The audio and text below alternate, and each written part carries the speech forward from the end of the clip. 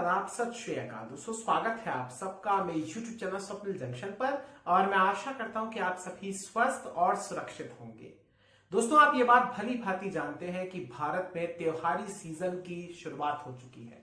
एक लंबी सूची त्योहारों की लाइनअप है ऊपर से, और अभी नवरात्रि चल ही रहे हैं और आने वाले समय में आप जानते हैं कि बहुत सारे त्योहार आने वाले हैं। यानी ये जो सिलसिला है ये अभी चलेगा आने वाले कुछ दिनों तक, और इस पूरे त्योहारी सीजन के साथ ही, इसके आरंभ होने के साथ ही एक और चीज का शुभारंभ हो जाता है, उसकी भी शुरुआत हो जाती है, और वो है महंगाई के सीजन की। अब आप कहेंगे कि हमारे देश में तो महंगाई सिर्फ त्योहारों की मोहताज नहीं होती, बल्कि ये तो कई लंबे समय से और काफी महीनों से चल रही है, कई सालों से चल रही है। तो बिल्कुल आप करेक्ट हैं। और मैं तो आपसे ये कहना चाहूंगा कि भले ही आईपीएल के अंदर पंजाब किंग्स अपनी परफॉर्मेंस को लेकर, अपनी विनिंग परसेंटेज को लेकर कंसिस्टेंट ना भी हो, लेकिन इस देश के भीतर महंगाई जरूर कंसिस्टेंसी को बरकरार रखती है। बताइए, इस समय आप जितनी डीयू की कट ऑफ आ रही है उससे भी ज्यादा पेट्रोल के दाम बढ़ चुके हैं और डीजल के दाम उस स्तर पर पहुंच चुके हैं जितने मां बाप ये सोचते हैं अपनी औलादों से, अपनी संतानों से ये अपेक्षा करते हैं कि उनके बच्चे बोर्ड्स में इतने % नंबर लाएंगे तो फिर हम रिश्तेदारों के सामने, उनके सामने आंख से आंख मिलाकर बैठ सकेंगे और हमारी नाक ऊंची हो जाएगी, नाक कटेगी नहीं। बिल्कुल आप जानते हैं कि जैसा बोर्ड में एक प्रेशर रहता है बच्चों के ऊपर, परीक्षार्थियों के ऊपर, कि भाई आपको 90% से ऊपर तो लाना ही है। तो 90 से ऊपर इस समय भले ही बच्चे ना ला पा रहे हो, लेकिन या फिर बहुत सारे बच्चे डीयू की कट ऑफ जो उनकी 100% की अभी निकली है हाल ही में, उसको पूरा ना कर पा रहे हो, लेकिन हमारे देश में उचित सम्मान दिलाया है मोदी सरकार ने और राज्य सरकारों ने भी। क्योंकि अगर कोई वैट लगाता है तो वो लोग एक्साइज ड्यूटी भी लगाते हैं, तो बराबर से इन दोनों की हिस्सेदारी है टैक्स लगाने में। जनता को चूसने के लिए ये कोई कसर नहीं छोड़ रहे हैं। तो राज्य सरकारें हो या फिर केंद्र की सरकार हो, ये लगातार आम जनता का सम्मान छीनकर, उनके स्वाभिमान को ठेस पहुंचाकर, उनके बजट को बिगाड़कर पेट्रोल और डीजल को उनका उचित सम्मान दिला रही है, जो इससे पहले किसी ने नहीं दिलाया। 70 साल में कुछ नहीं हुआ, जो कुछ नहीं हुआ वो अब हो रहा है। और मैं धन्यवाद करना चाहूंगा, वो पोस्टर आपने देखा ही होगा जो बहुत ज्यादा वायरल होता है कि भाई उसमें पीएम मोदी साहब की बड़ी सी तस्वीर लगी होती है और कहा जाता है कि भाई जो जिनके लिए वो है या जिनको वो बधाई दे रहे हैं, उनका एक निश्चित एक जगह उनको मिल जाती है। बहुत सारी ऐसी फोटोज है, बहुत सारे ऐसे मीम्स आजकल वायरल है सोशल मीडिया पर, आप सबने देखे भी होंगे। लेकिन मुद्दा यह है कि इस समय जिस प्रकार से लगातार हमारे देश की जो सरकारी संपत्तियां हैं उनको मोनेटाइज किया जा रहा है। अभी हाल ही में एक खबर आई कि निजीकरण हो गया है एयर इंडिया का, आप सभी ने वो खबर सुनी होगी। उसी तरीके से अब क्या हो रहा है कि अब अगर आम आदमी सांस भी ले ले या चल भी ले या कहीं पर सैर भी करने चला जाए तो उस हर एक चीज को मोनेटाइज कर दिया गया है। आप बाहर अब अगर जाते हैं, मान लीजिए, क्योंकि भारत में आप जानते हैं कि करोड़ों लोग, एक बड़ी संख्या में ऐसे लोग हैं जो कि दरअसल गरीब व्यक्ति हैं, और उसमें भी एक बहुत बड़ा तबका ऐसा है जो कि गरीबी रेखा से भी नीचे आता है। तो उनका जिक्र तो कभी कोई नहीं करता, उनको सिर्फ रैलियों में बुलाया जाता है, उनको मूर्ख बनाया जाता है, उनको एक प्रकार से हसीन सपने दिखाए जाते हैं और फिर उनसे कहा जाता है कि आप हमें वोट दे दीजिए। और अगर वो सारी चीजें, विकास के कार्यों से वो संतुष्ट ना हो पा रहे हो, तो फिर जब ये सारे जो राजनीतिक दल है ये भाप लेते हैं, क्योंकि इनका एक अपना एक सिस्टम वहां पर मौजूद रहता है, तो फिर क्या होता है कि ये लोग उन्हें जाति धर्म के नाम पर भिड़ाते हैं और कहते हैं कि तुम्हारे साथ ये हो जाएगा, फला आ जाएगा तो ये हो जाएगा, ये फला हो जाएगा, तुम लोग स्वतंत्रता छीन जाएगी, सब कुछ हो जाएगा, हमें वोट दे दो।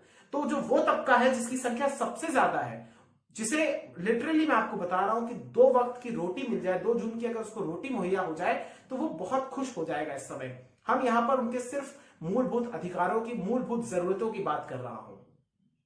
लेकिन जो एक तबका और है जिसकी संख्या भी बड़ी है, जो टैक्स पेयर कहलाता है, यानी मिडिल क्लास जो सेक्टर है, तबका है, यानी मध्यम वर्गीय जो परिवार है, उनके साथ भी कुछ अच्छा नहीं हो रहा है, कुछ भला नहीं हो रहा है। उनका बजट भी बिगड़ चुका है। आप देखिए कि गरीब आदमी हो या फिर मध्यम वर्गीय आदमी हो, देखिए जो अमीर व्यक्ति है उसे कोई फर्क नहीं पड़ता, वो आज 100 लीटर का भरा रहा है, 100 रुपए प्रति लीटर का पेट्रोल भरा रहा है, आने वाले समय में वो 900, 1000, 1200 लीटर अगर कभी हो जाए, मान लीजिए, भगवान ना करे ऐसा हो, लेकिन अगर हो जाता है तो वो भी भरा लेगा। उसके लिए वो सब चीजें, वो कहते हैं ना कि पैसा हाथों का मैल है, तो वो अमीर लोगों के लिए हाथों का मैल है आज भी और हमेशा रहेगा। और अमीरों से कोई दुश्मनी नहीं है, लेकिन हाँ उन लोगों से है नफरत या एक प्रकार से उदासीनता उन लोगों के प्रति है जो लोग गलत तरीके से पैसा कमाते हैं। लेकिन बहरहाल यहां पर मैंने पेट्रोल और डीजल का जिक्र किया, तो अगर आपको कहीं सैर पर जाना है तो फिर आप जाहिर सी बात है अगर दूर है जगह तो फिर आपको वाहन तो उसका प्रयोग तो करना पड़ेगा, और वाहन चलाने के लिए अभी भाई पानी से तो चलेगा नहीं, इस समय सबके पास वो टेक्नोलॉजी आई नहीं है, ना ही हवा से चलेगा, तो चलेगा तो फिर वो ईंधन से ही चलेगा, और ईंधन इतना महंगा हो गया है कि आपको सोच समझ के चलना पड़ता है। तो ये स्थिति यहां पर पेट्रोल और डीजल की, ईंधन की है। अब पेट्रोल और डीजल इतना महंगा हो गया है तो उसी के साथ साथ जो तमाम चीजें हैं, चाहे ट्रांसपोर्टेशन का हो, सब्जियां हो, फल हो या कोई और भी चीजें हो, तमाम चीजें महंगी हो चुकी हैं। क्योंकि इस दौर में अगर आप देखें तो बारिश बहुत हुई है भारत में। एक आंकड़ा मैं पढ़ रहा था एक जगह पर, वहां लिखा था कि 27% ज्यादा इस बार मानसून का जो हमारा टाइम होता है जुलाई से सितंबर के बीच का, तो उस दौरान 27% ज्यादा अधिक बारिश हुई है सामान्य समय से या सामान्य उसी टाइम फ्रेम के दौरान। लेकिन इस बार यह भी कारण था कि चूंकि ज्यादा बारिश हुई और एक प्रकार से उसके कारण माल की ढुलाई करने में, एक जगह से दूसरी जगह ले जाने में समस्याओं का सामना करना पड़ा, लिहाजा एक किसी भी गांव में, किसी भी शहर में जो वहां का लोकल प्रोडक्ट था, लोकल जो वहां की जो सामान थे, उसकी कमी होने लगी। और जब कमी होने लगती है तो फिर उसके रेट्स जाहिर सी बात है कि बढ़ जाते हैं। तो यहाँ पर डिमांड और सप्लाई का भी कारण है, ये भी एक बहुत बड़ा फैक्टर है जिसके कारण इस समय दाम बढ़ रहे हैं। तो आप देखिए ना, पेट्रोल और डीजल के दाम बढ़ रहे हैं तो उसके कारण सीधे तौर पर उसका सीधा प्रभाव दिखता है कि फलों के दाम भी बढ़ रहे हैं, सब्जियों के दाम भी बढ़ रहे हैं। इसके अलावा आप देखिए, सरसों का तेल हो या फिर सूरजमुखी का तेल हो या सोयाबीन का तेल हो, सबके दाम औसतन 20 से 30 रुपए के बीच बढ़ चुके हैं। जितने वो जनवरी 2021 में थे उससे 20 से 30 रुपए ज्यादा बढ़ चुके हैं वो दाम। आम आदमी जो इस देश को बनाता है, जो इस देश को एक प्रकार से कहते हैं ना कि एक कंस्टिट्यूट करता है, वो जो आम व्यक्ति है वो आज कितना त्रस्त है, उससे कोई बात नहीं कर रहा है, उससे कोई उसकी जानकारी नहीं ले रहा है, कोई पत्रकार नहीं ले रहा, कोई नेता उसके पास नहीं जाता है। समाचार पत्रों की अगर मैं बात करूं, विशेष रूप से कई ऐसे समाचार पत्र हैं जो कि अपने आप को देश का नंबर 1 अखबार कहते हैं, हिंदी बेल्ट का नंबर 1 अखबार कहते हैं, वो सरकार के मुखपत्र बन चुके हैं। आप जानते हैं भली भांति, आप समझ गए होंगे कि मैं किस अखबार की बात कर रहा हूं। न्यूज चैनल्स का भी वही हाल है अधिकांश का। तो आखिर ऐसे लोगों के साथ क्या किया जाए जो आज अपने जीवन में, आप छोड़िए कि वो मनोरंजन के लिए क्या करते हैं, कहीं सैर सपाटे के लिए कहां जाते हैं या फिर एजुकेशन पर वो अपने बच्चों की कितना खर्च कर रहे हैं, आज वो सफर कर रहे हैं आम वस्तुओं को खरीदने में भी। मैं आपको एक जनरल एक्सपीरियंस आपको बताता हूं। मैंने कई लोगों से बात की, मैंने उनसे पूछा आप फल खाते हैं? उन्होंने बोला एक हफ्ते में 1 या 2 बार खा लेते हैं। और फल में भी ऐसा नहीं कि वो कीवी खा रहे हो या सेब खा रहे हो, अनार खा रहे हो, नहीं, वो सिर्फ केला खाते हैं या फिर ज्यादा से ज्यादा जो मौसमी होता है वो खा लेते हैं, उसका जूस पी लेते हैं, या सिंघाड़े आजकल जो आ रहे हैं वो खा लेते हैं। आप ये समझिए कि इस देश में सेब खरीदने तक की हैसियत, नहीं कहना एक सही वर्ड नहीं रहेगा, लेकिन आज मिडिल क्लास लोगों की भी और गरीब तबके को, तो आप इस समस्या से आप जानते हैं कि सबसे ज्यादा त्रस्त वही है। आज वो लोग एक सेब तक खरीदने के लिए और अपने परिवार को देने के लिए रोज नहीं दे सकते। रोज तो चलिए कोई बात नहीं, रोज तो नहीं देना चाहिए, लेकिन उसमें भी उन्हें 100 बार सोचना पड़ता है कि हम सेब खरीदे, अनार खरीदे या नहीं। अब कोई मुझे केले के फायदे ना गिनाए प्लीज, क्योंकि सारे फ्रूट्स अपने अपने एक प्रकार से फायदे समेटे होते हैं अपने अंदर, लेकिन हम एक प्रतीक के तौर पर बात कर रहे हैं, क्योंकि सेब कोई ऐसी चीज नहीं है कि किसी ज्वेलरी की शॉप पर मिले। इसके अलावा अगर मैं बात करूं सीएनजी, पीएनजी या गैस पाइपलाइंस की भी, तो ये तमाम चीजें भी महंगी हो गई। सिलेंडर की बात क्या करें हम, सिलेंडर के दाम इतने ज्यादा हो गए हैं कि वो आम व्यक्ति की पहुंच से बाहर हो चुका है। भले ही प्रधानमंत्री कितना कहें कि हम उज्ज्वला योजना लेकर आए, उसके तहत 8 करोड़ लोगों को सिलेंडर बांटे गए, परिवारों को एक 2.0 वर्जन भी लेकर आए जिसके तहत 1 करोड़ अतिरिक्त लोगों को बांटे गए, लेकिन फिर वही बात कि आप वो जब वो पहला चला गया तो जब वो उसको खत्म हो गया तो फिर वो उसको रिफिल कैसे कराएंगे। कई ऐसी रिपोर्ट्स आई हैं जिसमें वो तार जो होती है ऊपर, जो घर में एक अलमारी के ऊपर जो एक स्टोर का एरिया होता है, वहीं पर वो रखे रहते हैं और उनको भराने तक के उनके पास पैसे नहीं होते। और जो मध्यम वर्गीय परिवार है उन्हें भी किस प्रकार से अपने बजट को काट काट के, खाने को कम कर करके, अगर वो चाय दिन में 3 बार पीते थे तो वो 1 बार पी रहे हैं। खाना या सब्जी अगर एक दिन में 2 बार बनती थी तो वो 1 बार बनती है और फिर उसको शाम तक चलाया जाता है। ये सच्चाई है। इसका अर्थ ये नहीं है कि अगर बहुत सारे लोग अच्छे से खाना खा रहे हैं तो वो सही है, नहीं, वो कहीं ना कहीं कटौती कर रहे हैं। और यहां पर जब बात मैं शिक्षा की भी कर रहा हूं, एजुकेशन की अगर मैं बात कर रहा हूं, तो इस दौर में फीस कितनी ज्यादा बढ़ी है। मैं प्रधानमंत्री मोदी जी से एक आग्रह करना चाहता हूं, प्लीज, ये वीडियो मुझे लगता है और मुझे पता भी है कि शायद उनके पास नहीं जाएगी, लेकिन होप ही तोप है, सिद्धू पाजी कहते थे। तो मैं कहना इतना चाहूंगा कि अगर मोदी जी इस वीडियो को देख रहे हैं, बड़ी विनम्रता से, बड़ी प्रेम पूर्वक, बड़ी एक प्रकार से प्रार्थना आपसे कर रहा हूं कि कृपया करके अगर आपकी सरकार के दौर में दाम घट नहीं रहे तो कम से कम बढ़ाइए मत, क्योंकि इस दौर में प्रति व्यक्ति आय नहीं बढ़ी है। करोड़ों लोगों की नौकरी चली गई, नौकरियां चली गई, करोड़ों लोग बेरोजगार अपने घर में बैठे हैं।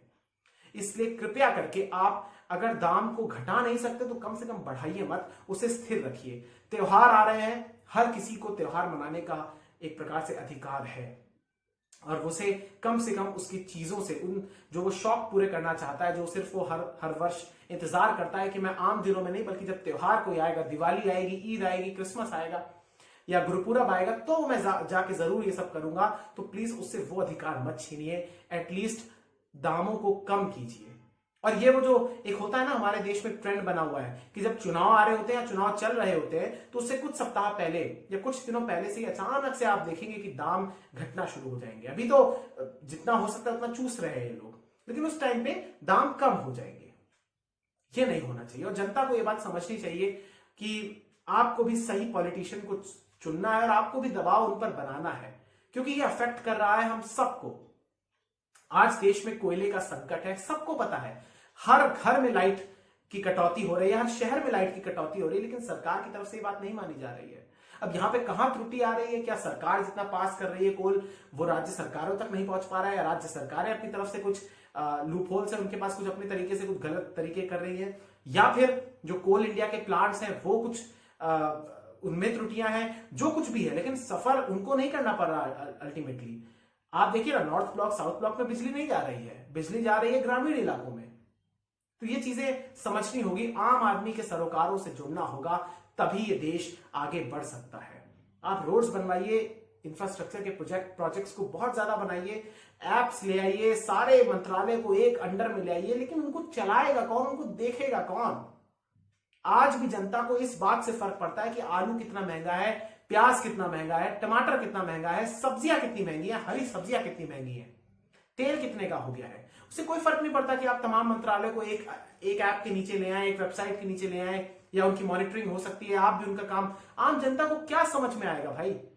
आप उनको उनकी सहूलियतें दीजिए, उसके बाद वो नेक्स्ट स्टेप होगा कि जब वो आपके मंत्रालय को या आपके कामों को एनालाइज करना शुरू करेगी। और यहां पे इस वीडियो का मकसद ये नहीं कि मैं किसी एक पार्टी को या किसी एक सरकार को घेरने की कोशिश कर रहा हूं, मैं सारे पार्टियों को घेरने की कोशिश कर रहा हूं, क्योंकि ये सभी के सभी सत्ता जब पा लेते हैं तो एक जैसा बर्ताव करते हैं। यह बड़ी विचित्र बात है इस भारत की कि यहां पर वैसे विचारधाराओं की बात करते हैं, वैसे आप देखिए ना, जब भी कोई विपक्ष में होता है तो वो एक दूसरे पर लांछन लगाता है, आरोप प्रत्यारोप लगाता है, लेकिन जब सत्ता में आ जाते हैं तो वही हरकतें वो लोग करते हैं।